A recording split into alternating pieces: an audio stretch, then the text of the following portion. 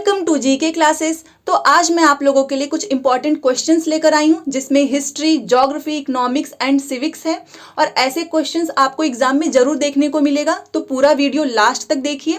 और वीडियो पसंद आए तो लाइक एंड शेयर कर दीजिएगा। और अगर अभी तक आपने हमारे चैनल को सब्सक्राइब नहीं किया है तो कर लीजिए, इससे आपको बहुत ज़्यादा हेल्प मिलेगी एग्जाम में। तो बिना टाइम वेस्ट किए चलिए स्टार्ट करते हैं। आज का पहला क्वेश्चन, फर्स्ट क्वेश्चन इज, निम्नलिखित घटनाओं पर विचार करें और कौन सी जो घटना है वो सर्वप्रथम जो है गठित हुई थी।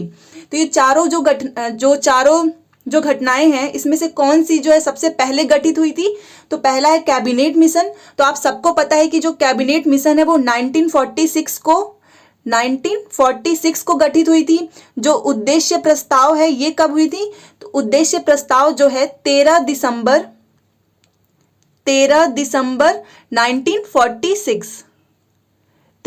1946 को ये गठित हुई थी। एंड जो क्रिप्स मिशन है ये कब हुआ था, ये हुआ था 1942 में। क्रिप्स मिशन हुआ था 1942 में। एंड जो माउंट बेटन प्लान है, या इसको 3 जून की योजना भी बोलते हैं, तो ये कब हुआ था, ये हुआ था 3 जून 1947। ये 3 जून 1947 को हुआ था। तो देखिए, कैबिनेट मिशन जो है ये 1946 में हुई थी, और इसे संविधान सभा का जो गठन है वो कब किया गया था, 1946 में। जो उद्देश्य प्रस्ताव है, संविधान सभा की जो बैठक जवाहरलाल नेहरू जी के द्वारा की गई थी, उद्देश्य प्रस्ताव जिसे भविष्य में प्रस्तावना कहा जाता है, वो कब हुआ था, 13 दिसंबर 1946। और जो क्रिप्स मिशन है, क्रिप्स मिशन जो है वो 1942। तो इसमें से कौन सी पहले हुई थी, तो वो हुई थी, देख लीजिए आप लोग यहाँ पे, कैबिनेट मिशन 1946, उद्देश्य प्रस्ताव 13 दिसंबर 1946, Cripps mission 1942 and Mountbatten plan जो है वो 3 जून 1947। तो कौन सा इसमें पहले हुआ था, तो इसका राइट आंसर होगा क्रिप्स मिशन। ये इसका राइट आंसर है, और ये सारी चीजें भी आप लोग याद रखिएगा। तो इसका राइट आंसर होगा क्रिप्स मिशन। और जो ये माउंट बेटन जो प्लान है, जो 3 जून 1947 को हुआ था, इसको 3 जून की योजना भी, क्वेश्चन ये भी पूछ सकता है कि 3 जून की जो योजना है वो कौन सी है, तो वो है माउंट बेटन योजना। और इसमें यह कहा गया था कि भारत को आजाद करना है। तो ये सारे पॉइंट भी आप याद रखिएगा। अब चलिए नेक्स्ट क्वेश्चन पे चलते हैं। क्वेश्चन नंबर 2, निम्नलिखित में से कौन सा असंगत है। तो सुपीरियर झील, मिशिगन झील, कैस्पियन सागर एंड ह्यूरॉन झील। तो इन तीनों में तो झील है और यहाँ पे सागर है, बट इसका मतलब ये नहीं है कि ये होगा, ये अलग से है, क्योंकि कैस्पियन सागर तो क्या है, दुनिया की सबसे बड़ी झील है। कैस्पियन सागर जो है वो दुनिया की सबसे बड़ी झील है। तो ये भी राइट है। तो देखिए, सबसे पहले मैं आपको ये बताना चाहूंगी कि जो 5 झील वाला क्षेत्र है, जिसे बोलते हैं ग्रेट लेक एरिया, यहां पर देखिए जो 5 झील वाला क्षेत्र है, या जिसे बोलते हैं ग्रेट लेक एरिया, इसमें कौन कौन से हैं, तो इसमें एक हो गया, इसमें एक है सुपीरियर झील, सुपीरियर, 5 लेक में से एक है सुपीरियर, एक है मिशिगन झील,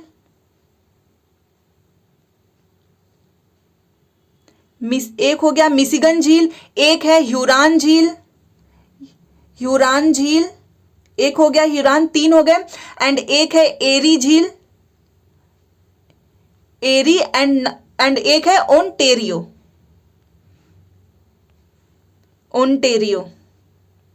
ये 5 झील जो है, 5 झीलों वाला क्षेत्र, या फिर जिसे बोलते हैं ग्रेट लेक एरिया। तो जो सुपीरियर झील है, ये सुपीरियर झील जो है ये सबसे बड़ी मीठे पानी की झील है, और ये लौह इस्पात उद्योग के लिए फेमस है, और सुपीरियर झील जो है ये सबसे बड़ी मीठे पानी की झील है।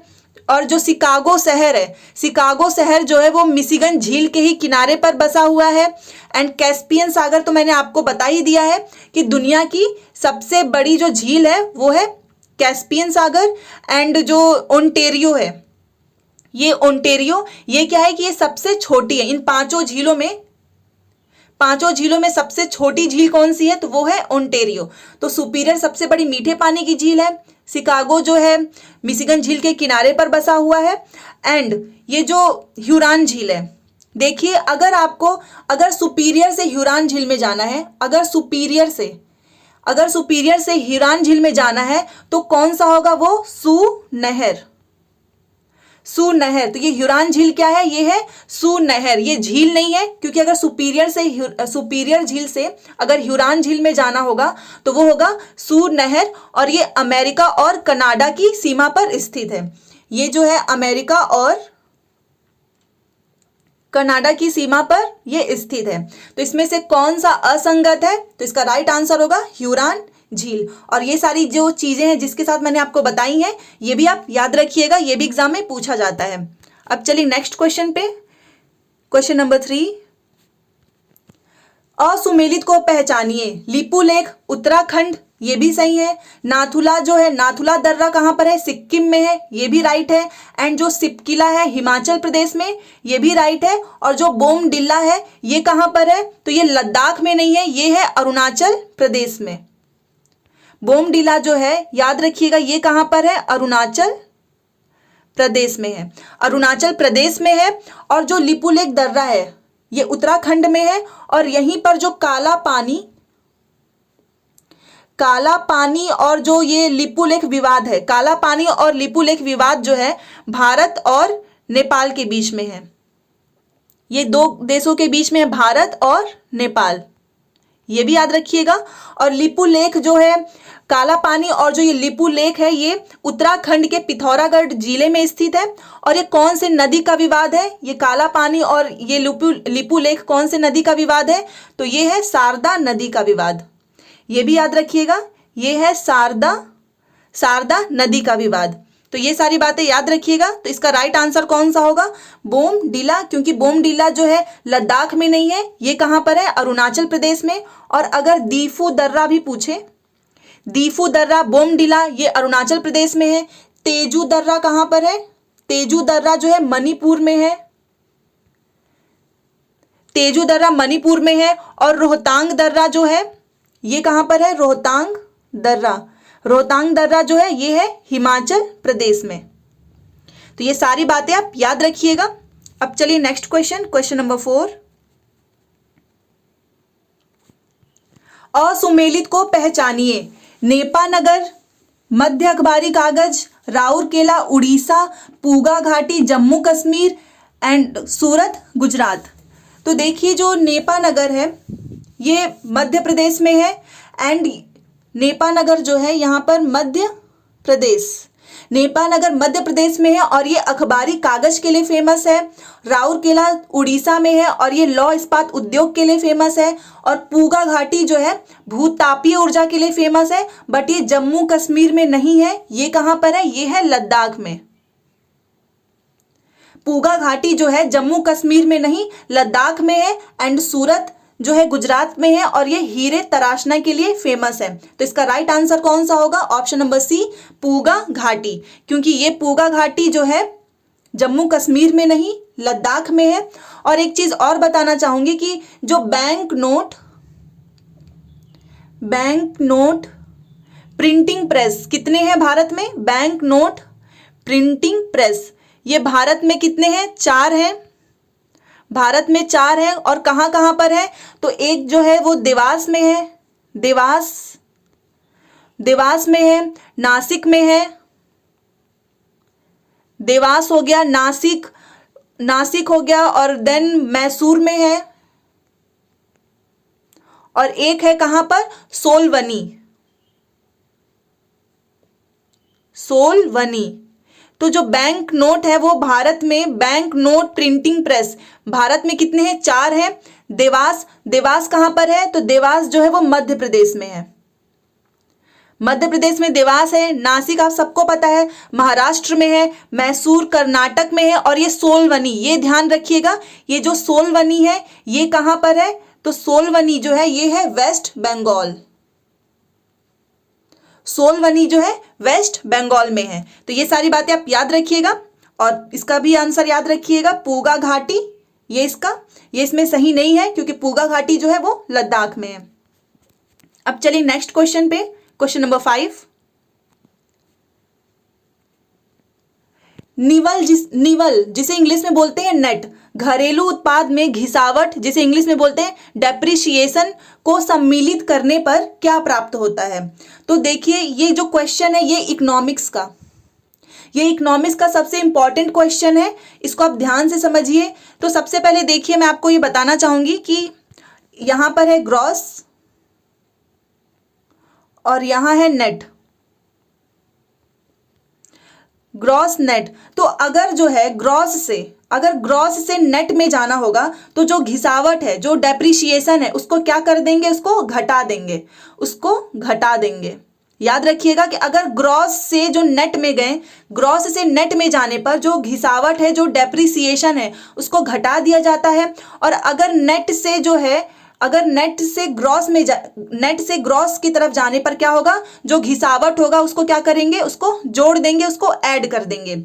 तो ये पॉइंट याद रखिएगा कि ग्रॉस से नेट में जाने पर डेप्रिसिएशन को घटा देंगे एंड नेट से ग्रॉस की तरफ पे जाने पर जो डेप्रिसिएशन है, जो घिसावट है, उसको जोड़ देंगे। तो देखिए इसमें क्या पूछा है, नेट से घरेलू उत्पाद में घिसावट डेप्रिसिएशन को सम्मिलित करने पर क्या प्राप्त होता है।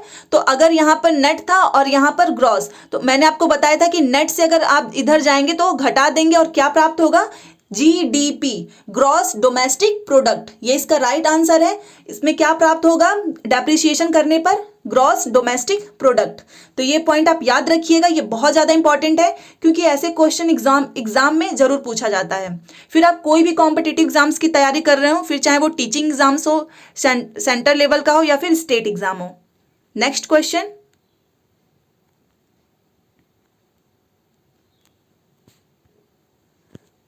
क्वेश्चन नंबर 6, असुमेलित को पहचानिए। सूचना का अधिकार आरटी एक्ट 2005, शिक्षा का अधिकार 2004 एंड जैव विविधता संरक्षण अधिनियम 2002।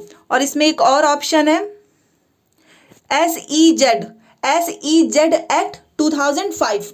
तो देखिए जो SEZ एक्ट है इसको क्या बोलते हैं, इसको बोलते हैं स्पेशल इकोनॉमिक जोन, इसको बोलते हैं स्पेशल इकोनॉमिक जोन।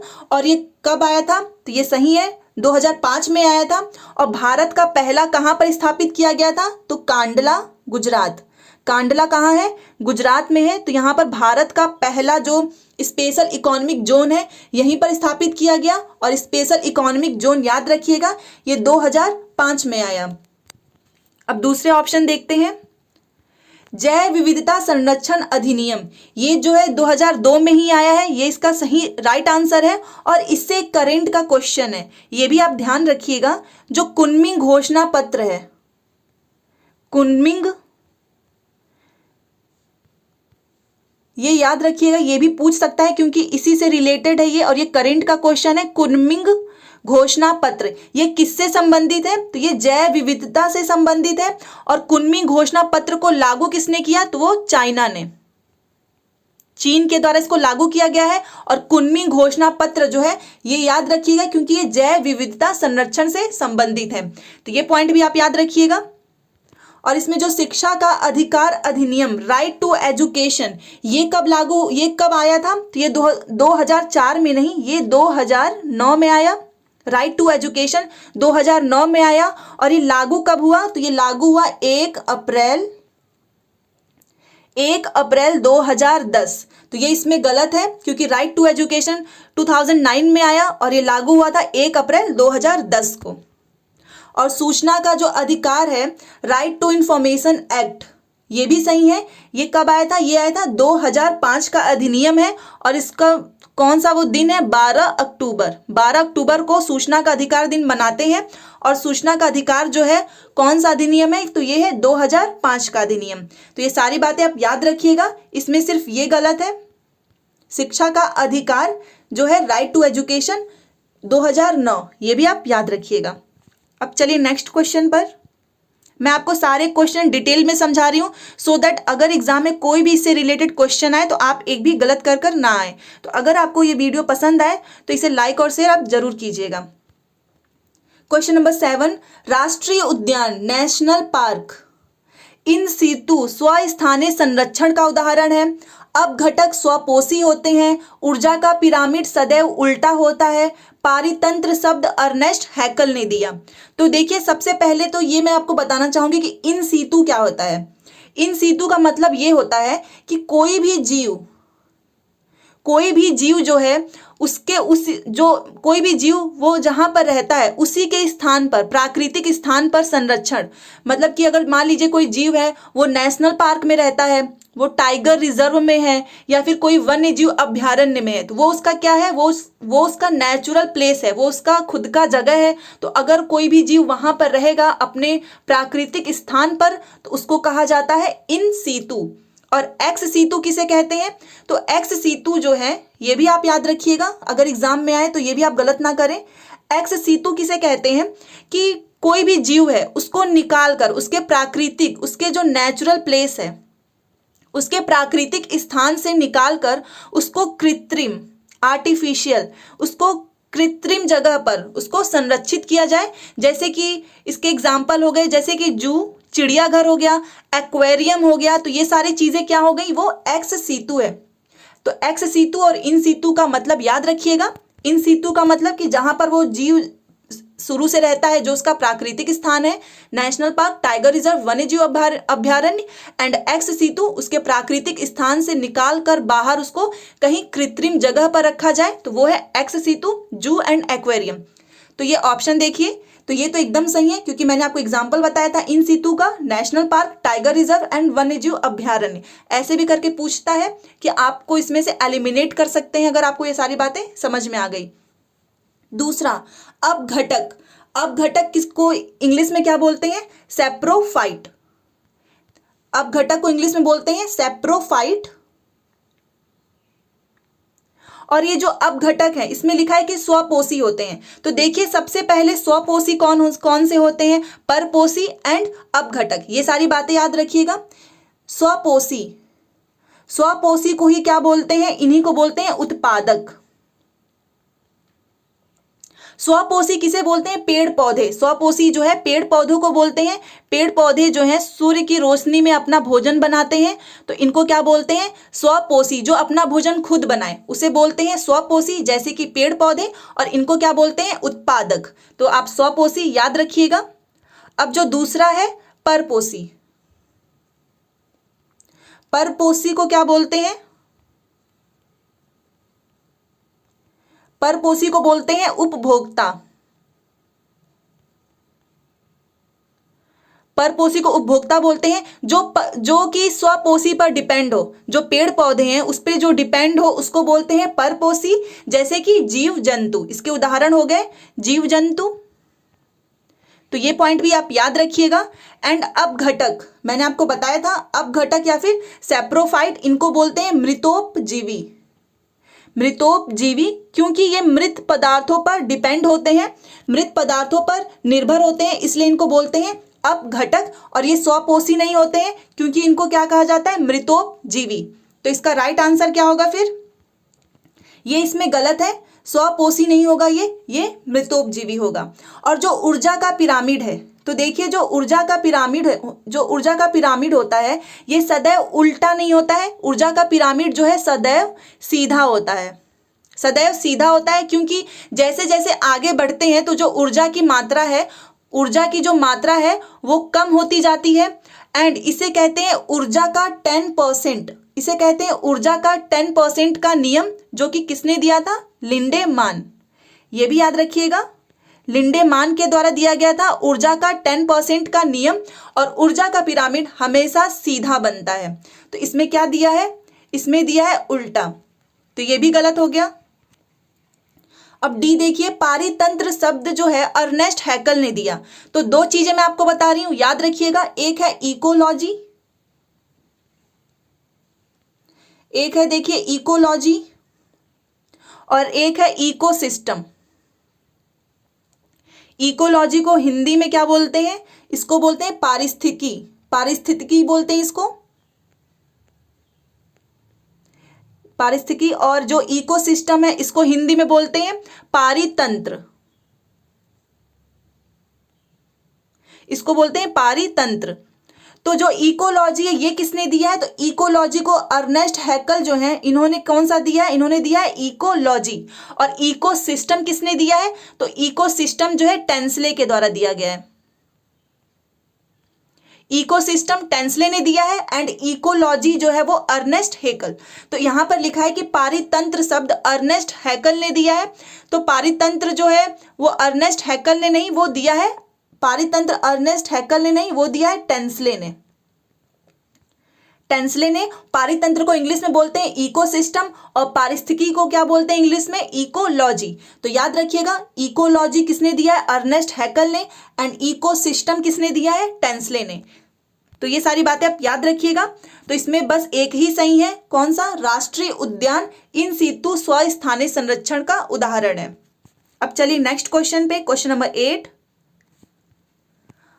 अलाई दरवाजा जो है किसने बनाया, तो ये सही है। अलाई दरवाजा जो है सबसे पहले ये कहां पर है, तो ये है दिल्ली में।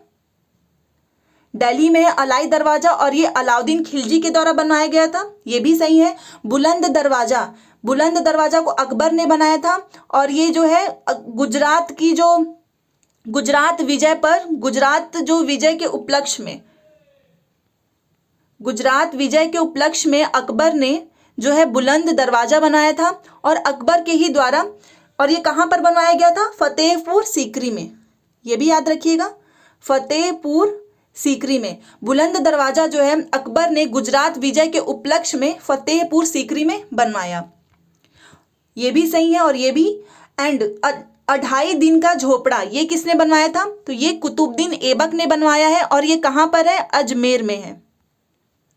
ये भी याद रखिएगा, ये अजमेर में है। 2.5 दिन का झोपड़ा कुतुबुद्दीन ऐबक ने बनवाया। बीबी का मकबरा इसे क्या कहते हैं, इसे ताजमहल की भद्दी नकल कहते हैं, ताजमहल की भद्दी नकल। और ये जहांगीर के द्वारा नहीं बनवाया गया है, ये बनवाया गया है औरंगजेब। इसको किसने बनवाया है, औरंगजेब ने। तो ये इसमें गलत है, बाकी सारे सही है। और आप सबको पता है कि जो बीबी का मकबरा है वो महाराष्ट्र के औरंगाबाद में स्थित है, ये भी याद रखिएगा। बीबी का मकबरा महाराष्ट्र के औरंगाबाद में स्थित है। इसको ताजमहल की भद्दी नकल कहते हैं और ये किसके द्वारा बनवाया गया है, औरंगजेब। तो ये सारी बातें याद रखिएगा। तो इसमें बाकी सारे सही हैं, बस ऑप्शन डी ये गलत है क्योंकि ये औरंगजेब ने बनवाया है। अब आज का हमारा लास्ट क्वेश्चन, नहीं अभी तो एक और बाकी है, क्वेश्चन नंबर 9। असत्य को पहचानिए, सतीश धवन अंतरिक्ष केंद्र। जो सतीश धवन अंतरिक्ष केंद्र है सबसे पहले ये कहां पर स्थित है, तो ये है आंध्र प्रदेश में। सतीश धवन अंतरिक्ष केंद्र जो है आंध्र प्रदेश में स्थित है। आंध्र प्रदेश में कहां पर, श्रीहरिकोटा। और यहीं पर जो है इसरो के द्वारा, याद रखिएगा, इसरो के द्वारा जो यहीं से रॉकेट जो है यहीं से लॉन्च होता है इसरो के द्वारा। और सतीश धवन अंतरिक्ष केंद्र आंध्र प्रदेश में स्थित है, आंध्र प्रदेश के श्रीहरिकोटा में है। तो ये राइट है। मास्टर कंट्रोल फैसिलिटी, ये जो मास्टर कंट्रोल फैसिलिटी है ये दिल्ली में नहीं है। मास्टर कंट्रोल फैसिलिटी का मतलब ये होता है कि जो भी सैटेलाइट जो है भेजी जाती है उस पर नजर रखना, उसको बोलते हैं मास्टर कंट्रोल फैसिलिटी। और ये दिल्ली में नहीं, ये कहां पर है, ये है हासन में, ये हासन में है। और हासन कहां है, तो हासन जो है कर्नाटक में है, हासन कर्नाटक में है। तो मास्टर कंट्रोल फैसिलिटी जो है हासन कर्नाटक में है और इसी की एक यूनिट जो है मध्य प्रदेश भोपाल में है।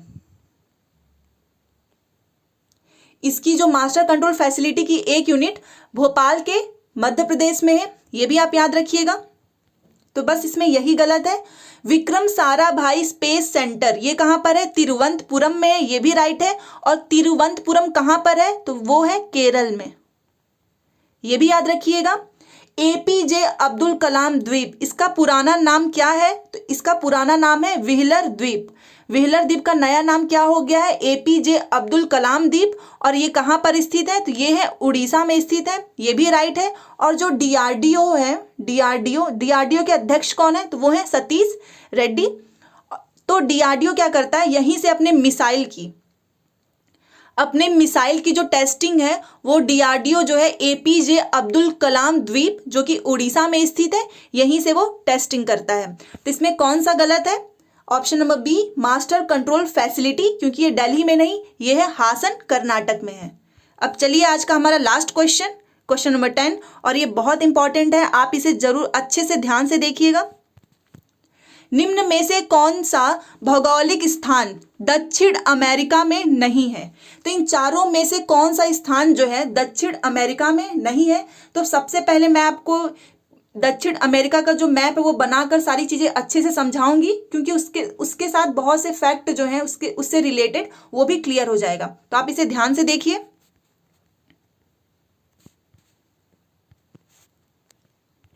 देखिए सबसे पहले तो आप ध्यान से देखिएगा, यहां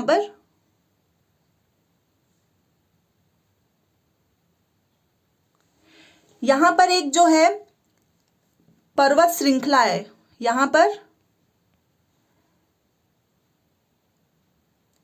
पर एक पर्वत श्रृंखला है जिसे क्या बोलते हैं, वो है एंडीज पर्वत श्रृंखला।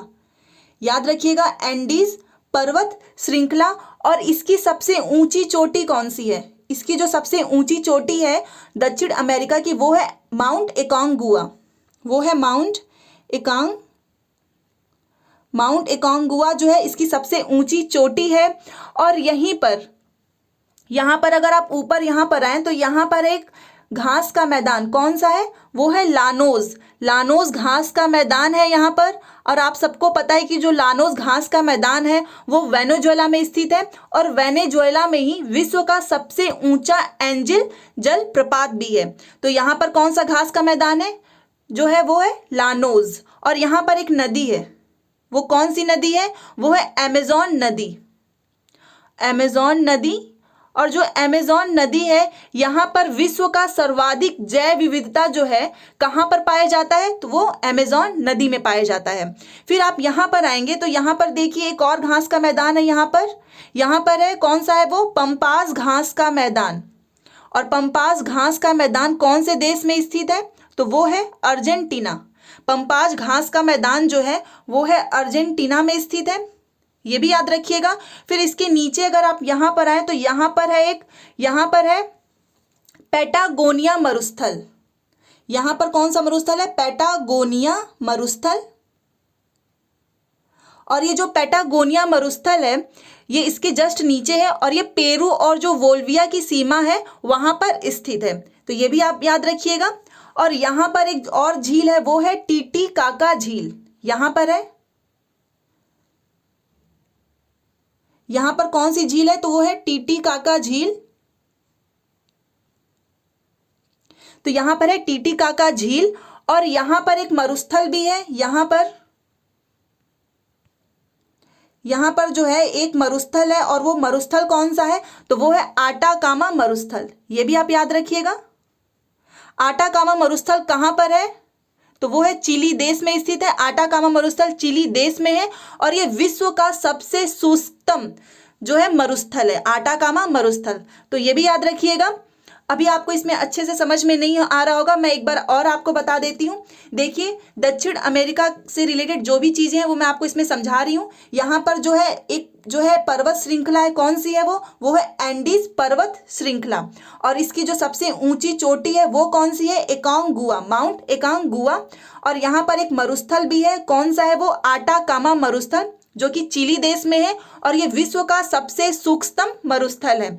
फिर आप यहाँ पर आएंगे तो यहाँ पर है घास का मैदान जिसे बोलते हैं लानोस घास का मैदान।